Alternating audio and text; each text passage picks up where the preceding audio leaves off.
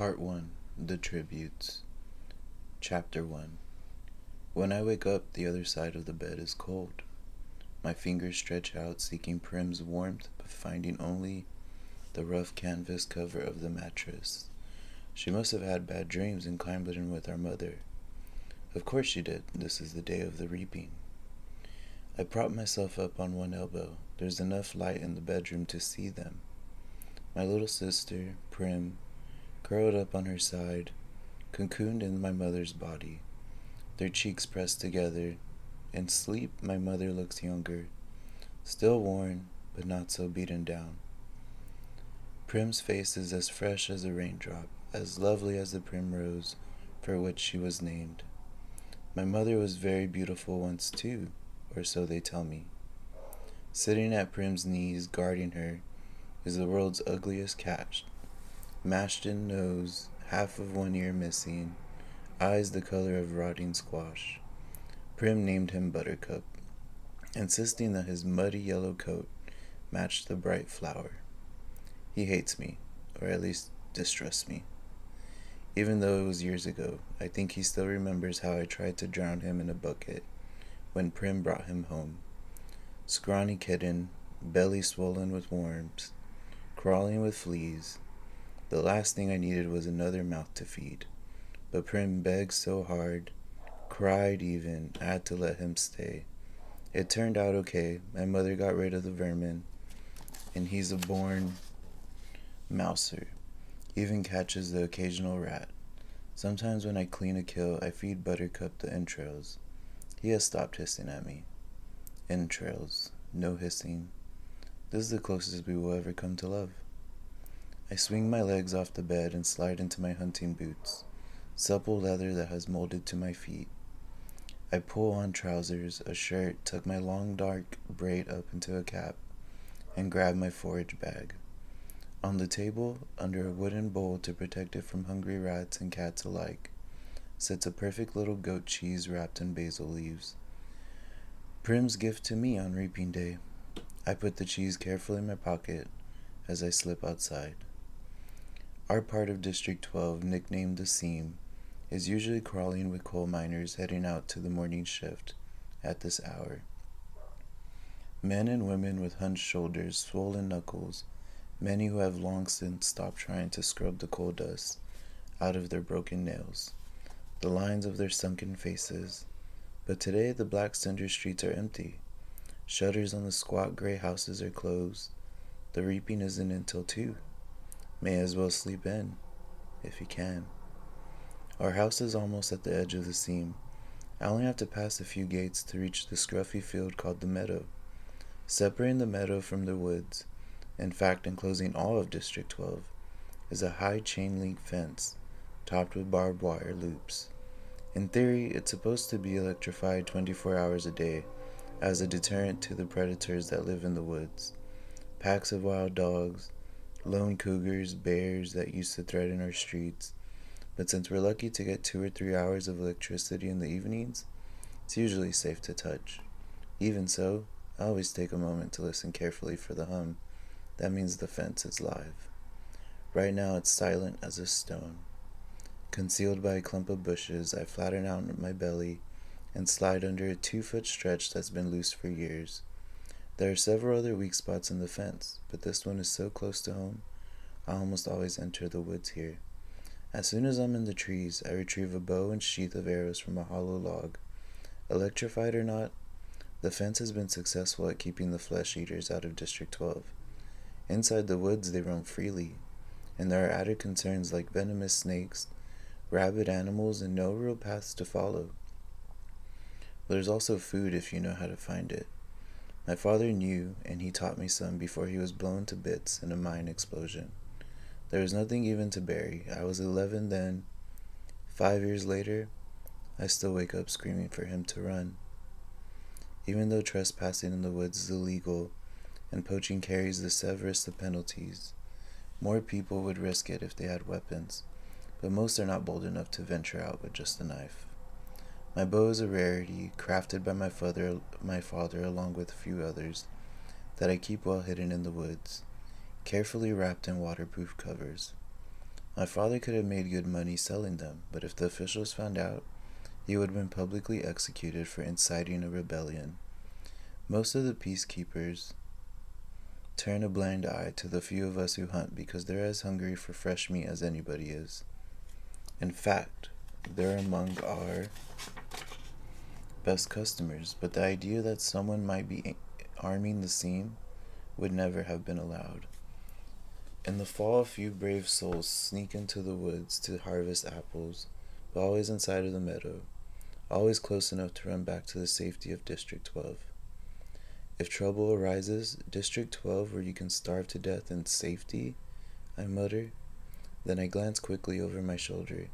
Even here, even in the middle of nowhere, you worry someone might overhear you. When I was younger, I scared my mother to death, the things I would blurt out about District 12, about the people who rule our country, Panam, from the far-off city called the capital. Eventually, I understood this would only lead us to more trouble. So I learned to hold my tongue and to turn my features into an indifferent mask so that no one could ever read my thoughts. Do my work quietly in school, make only polite small talk in the public market, discuss little more than trades in the hob, which is the black market where I make most of my money. Even at home where I am less pleasant, I avoid discussing tricky topics like the reaping, food shortages, or the Hunger Games. Prim might begin to repeat my words, and then where would we be? In the woods waits the only person with whom I can be myself, Gail. I can feel the muscles in my face relaxing, my pace quickening as I climb the hills to our place, a rock ledge overlooking a valley. A thicket of berry bushes protects it from unwanted eyes. The sight of him, waiting there, brings on a smile. Gail says I never smile, except in the woods. "Hey, Catnip," says Gail. My real name is Katniss, but when I first told him, I had barely whispered it, so he thought I'd said catnip. Then when this crazy lynx started following me around the woods looking for handouts, it became his official nickname for me. I finally had to kill the lynx because he scared off game.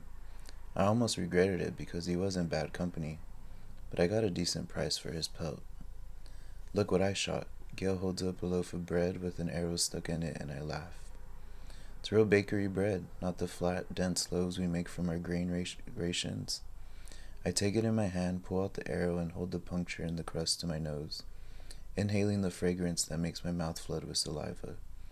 Fine bread like this is for special occasions. Still warm, I say. He must have been at the bakery at the crack of dawn to trade for it. What did it cost you? I ask. Just a squirrel. Think the old man was feeling sentimental this morning, says Gail. Even wished me luck.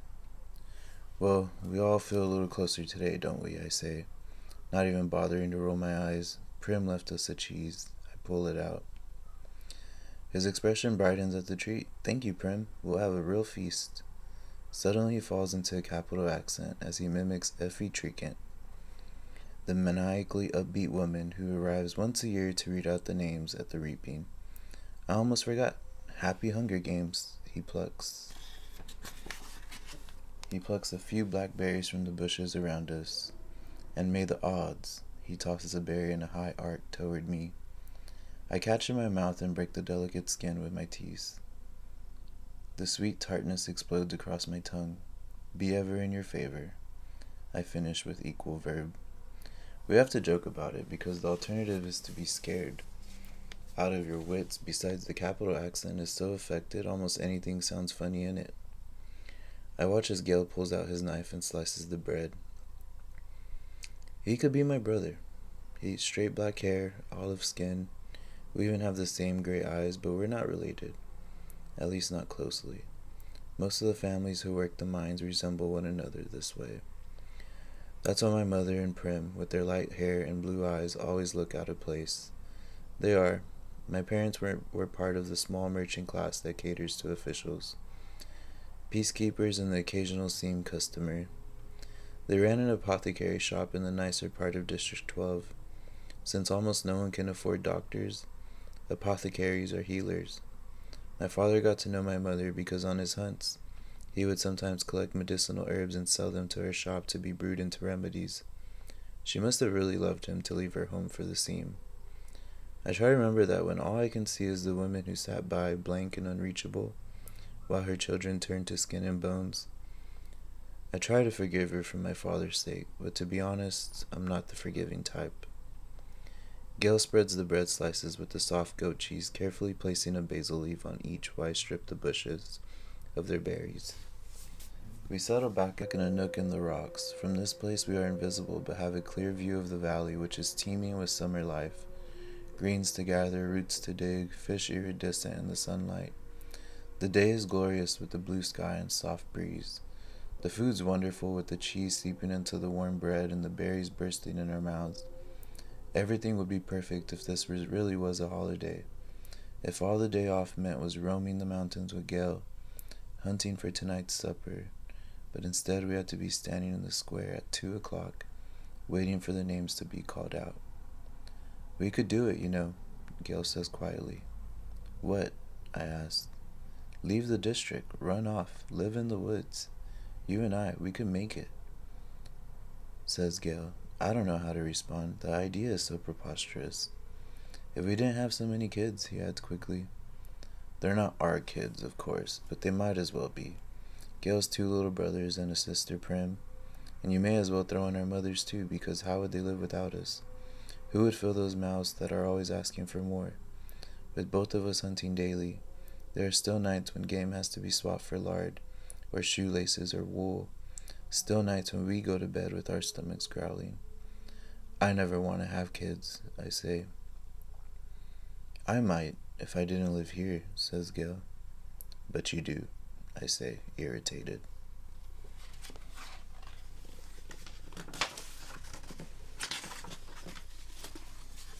Forget it, he snaps back. The conversation feels all wrong. Leave? How could I leave Prim, who is the only person in the world I'm certain I love? And Gail is devoted to his family. We can't leave, so why bother talking about it? And even if we did, where did this stuff about having kids come from? There's never been anything romantic between Gail and me. When we met, I was a skinny 12-year-old, and although he was only 2 years older, he already looked like a man. It took a long time for us to even become friends, to stop haggling over every trade, and began helping each other out. Besides, if he wants kids, Gail won't have any trouble finding a wife. He's good looking, he's strong enough to handle the work in the mines, and he can hunt. You can tell by the way the girls whisper about him when he walks by in school that they want him. It makes me jealous, but not for the reason people would think. Good hunting partners are hard to find. What do you want to do? I asked. We can hunt, fish, or gather. Let's fish at the lake. We can leave our poles and gather in the woods. Get something nice for tonight, he says. Tonight. After the reaping, everyone is supposed to celebrate. And a lot of people do, out of relief that their children have been spared for another year. But at least 2 families will pull their shutters, lock their doors, and try to figure out how they will survive the painful weeks to come. We make out well. The predators ignore us on a day when easier, tastier prey abounds. By late morning, we have a dozen fish, a bag of greens, and best of all, a gallon of strawberries. I find the patch a few years ago, but Gail had the idea to string mesh nets around it to keep out the animals. On the way home, we swing by the Hob, the black market that operates in an abandoned warehouse that once held coal. When they came up with a more efficient system that transported the coal directly from the mines to the trains, the Hob gradually took over the space. Most businesses are closed by this time on reaping day, but the black market's still fairly busy. We easily trade 6 of the fish for good bread, the other 2 for salt. Greasy Say, the bony old woman who sells bowls of hot soup from a large kettle, takes half the greens off her hands in exchange for a couple of chunks of paraffin. We might do a tad better elsewhere, but we make an effort to keep on good terms with Greasy Say. She's the only one who can consistently be counted on to buy wild dog. We don't hunt them on purpose, but if you're attacked and you take out a dog or 2, well, meat is meat. Once it's in the soup, I'll call it beef, Greasy Say says with a wink.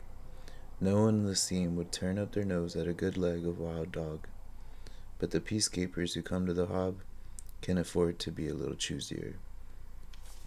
When we finish our business at the market, we go to the back door of the mayor's house to sell half of the strawberries, knowing he has a particular fondness for them and can afford our price. The mayor's daughter, Madge, opens the door. She's in my year at school. Being the mayor's daughter, you'd expect her to be a snob, but she's alright. She just keeps to herself, like me. Since neither of us really has a group of friends, we seem to end up together a lot at school, eating lunch, sitting next to each other at assemblies, partnering for sports activities. We rarely talk, which suits us both just fine. Today her drab school outfit has been replaced by an expensive white dress, and her blonde hair is done up with a pink ribbon, reaping clothes. Pretty dress, says Gail. Madge shoots him a look, trying to see if it's a genuine compliment or if he's just being ironic. It is a pretty dress, but she would never be wearing it ordinarily. She presses her lips together and then smiles. Well, if I end up going to the Capitol, I want to look nice, don't I? Now it's Gail's turn to be confused. Does she mean it? Or is she messing with him? I'm guessing the second. You won't be going to the Capitol, says Gail coolly. His eyes land on a small circular pin that adorns her dress. Real gold, beautifully crafted. It could keep a family in bread for months.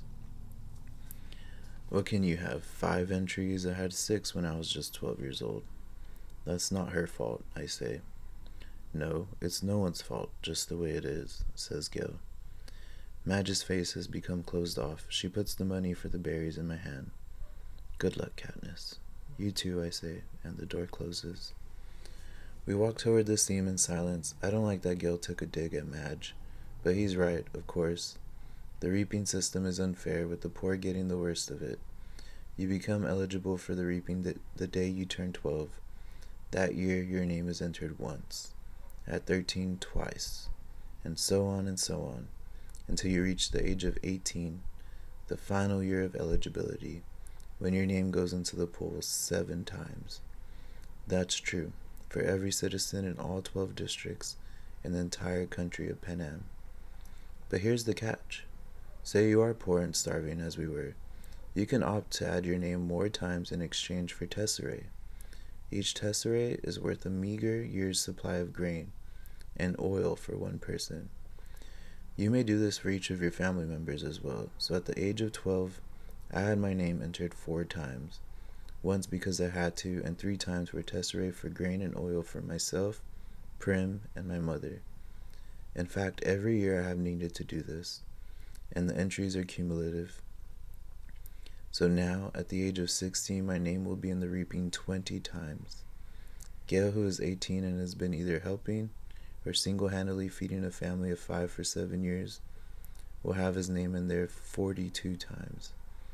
You can see why someone like Madge, who has never been at risk for needing a tesserae, can set him off. The chance of her name being drawn is very slim compared to those of us who live in the seam. Not impossible, but slim. And even though the rules were set up by the Capitol, not the districts, certainly not Madge's family, it's hard not to resent those who don't have to sign up for tesserae.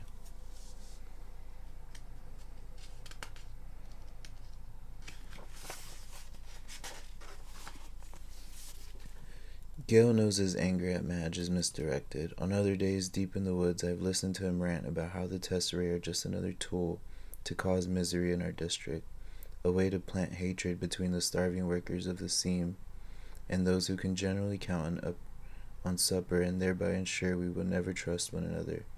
It's to the Capitol's advantage to have us divided among ourselves, he might say, if there were no ears to hear but mine. If it wasn't reaping day, if a girl with a gold pin and no tesserae had not made what I'm sure she thought was a harmless comment. As we walk, I glance over at Gil's face, still smoldering underneath his stony expression. His rages seem pointless to me, although I never say so. It's not that I don't agree with him, I do, but what good is yelling about the Capitol in the middle of the woods? It doesn't change anything. It doesn't make things fair. It doesn't fill our stomachs. In fact, it scares off the nearby game. I let him yell, though. Better he does it in the woods than in the district. Gail and I divide our spoils, leaving 2 fish, a couple of loaves of good bread, some greens, a quart of strawberries, salt, paraffin, and a bit of money for each. See you in the square, I say. Wear something pretty, he says flatly. At home I find my mother and sister are ready to go. My mother wears a fine dress from her apothecary days. Prim is in my first reaping outfit, a skirt and ruffled blouse. It's a bit big on her, but my mother has made it stay with pins. Even so, she's having trouble keeping the blouse tucked in at the back. A tub of warm water waits for me. I scrub off the dirt and sweat from the woods, and even wash my hair. To my surprise, my mother has laid out one of her own lovely dresses for me, a soft blue thing with matching shoes. Are you sure? I asked. I'm trying to get past rejecting offers of help from her. For a while I was so angry I wouldn't allow her to do anything for me. And this is something special. Her clothes from her past are very precious to her.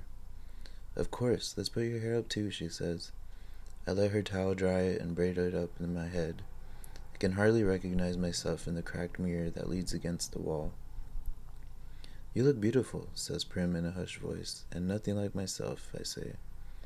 I hug her because I know these next few hours will be terrible for her. Her first reaping. She's about as safe as you can get. Since she's only entered once, I wouldn't let her take any tesserae, but she's worried about me, that the unthinkable might happen. I protect Prim in every way I can, but I'm powerless against the reaping. The anguish I always feel when she's in pain wells up in my chest and threatens to register on my face. I notice her blouse has pulled out of her skirt and the back again and force myself to stay calm. Tuck your tail in, little duck, I say, smoothing the blouse back in place. Prim giggles and gives me a small quack. Quack yourself, I say with a light laugh, the kind only Prim can draw out of me. Come on, let's eat, I say and plant a quick kiss on the top of her head. The fish and greens are already cooking in a stew, but that will be for supper. We decide to save the strawberries and bakery bread for this evening's meal.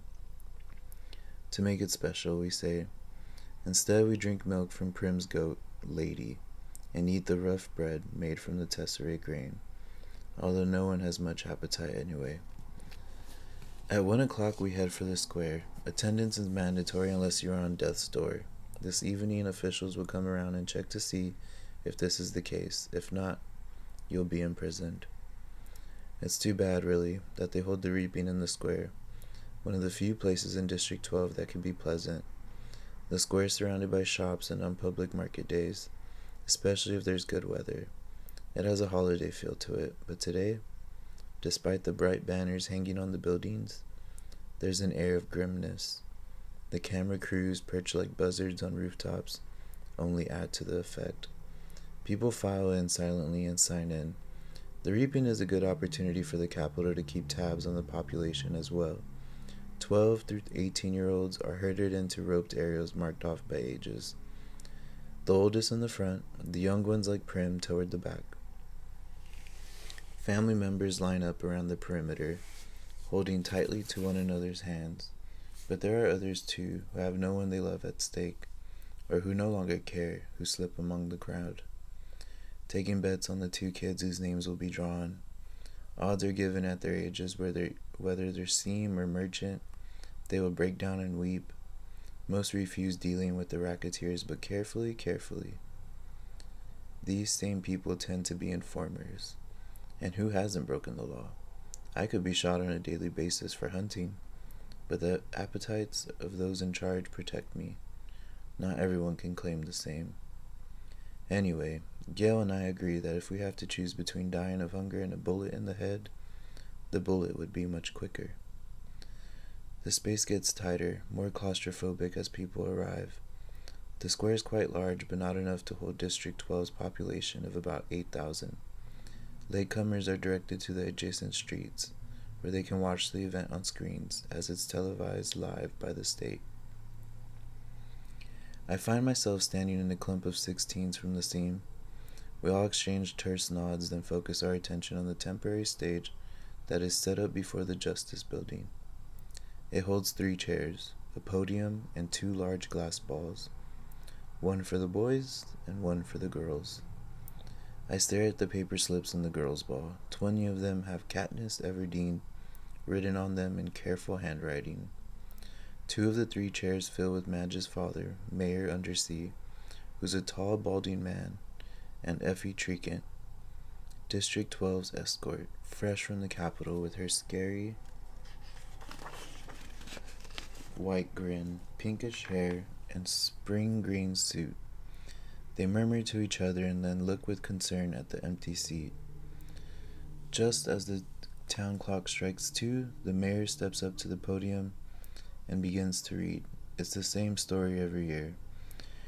He tells of the history of Panem, the country that rose up out of the ashes of a place that was once called North America.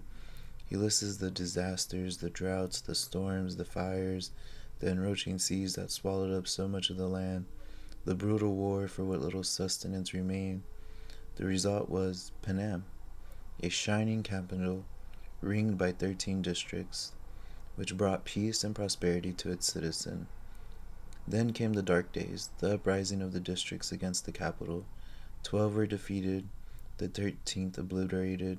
The Treaty of Treason gave us the new laws to guarantee peace, and is our yearly reminder that the dark days must never be repeated. It gave us the Hunger Games. The rules of the Hunger Games are simple. In punishment for the uprising, each of the 12 districts must provide 1 girl and 1 boy called tributes to participate. The 24 tributes will be imprisoned in a vast outdoor arena that could hold anything from a burning desert to a frozen wasteland. Over a period of several weeks, the competitors must fight to death. The last tribute standing wins. Taking the kids from our districts, forcing them to kill one another while we watch. This is the capital's way of reminding us how totally we are at their mercy. How little chance we would stand of surviving another rebellion. Whatever words they use, the real message is clear. Look how we take care of your children and sacrifice them, and there's nothing you can do. If you lift a finger, we will destroy every last one of you, just as we did in District 13. To make it humiliating as well as torturous, the capital requires us to treat the Hunger Games as a festivity, a sporting event pitting every district against others. The last tribute alive receives a life of ease back home, and their district will be showered with prizes, largely consisting of food. All year, the capital will show the winning district gifts of grain and oil and even delicacies, like sugar, while the rest of us battle starvation. It is both a time for repentance and a time for thanks, intones the mayor. Then he reads the list of past District 12 victors. In 74 years, we have had exactly 2. Only one is still alive. Hamish Abernathy, a paunchy, middle-aged man who at this moment appears hollering something unintelligible, staggers onto the stage and falls into the 3rd chair. He's drunk. Very. The crowd responds with its token applause, but he's confused and tries to give Effie Treecant a big hug, which she barely manages to fend off. The mayor looks distressed. Since all of this is being televised right now, District 12 is the laughingstock of Panem, and he knows it. He quickly tries to pull the attention back to the reaping by introducing Effie Treecant. Bright and bubbly as ever, Effie Treecant trots to the podium and gives her signature, "Happy Hunger Games, and may the odds be ever in your favor." Her pink hair must be a wig, because her curls have shifted slightly off-center since her encounter with Hamish. She goes on a bit about what an honor it is to be here, although everyone knows she's just aching to get bumped up to a better district, where they have proper victors, not drunks who molest you in front of the entire nation. Through the crowd I spot Gail looking back at me with the ghost of a smile. As reapings go, this one at least has a slightly entertainment factor. But suddenly I'm thinking of Gale and his 42 names in that big glass ball, and how the odds are not in his favor, not compared to a lot of the boys. And maybe he's thinking the same thing about me, because his face darkens and he turns away. But there are thousands of slips. I wish I could whisper to him. It's time for the drawing. Effie Trinket, as she always does, ladies first, and crosses to the glass ball with the girls' names. She reaches in, digs her hand deep into the ball, and pulls out a slip of paper. The crowd draws in a collective breath, and then you can hear a pin drop. And I'm feeling nauseous and so desperately hoping that it's not me, that it's not me, that it's not me. Effie Trinket crosses back to the podium, smooths the slip of paper, and reads out the name in a clear voice. And it's not me. It's Primrose Everdeen.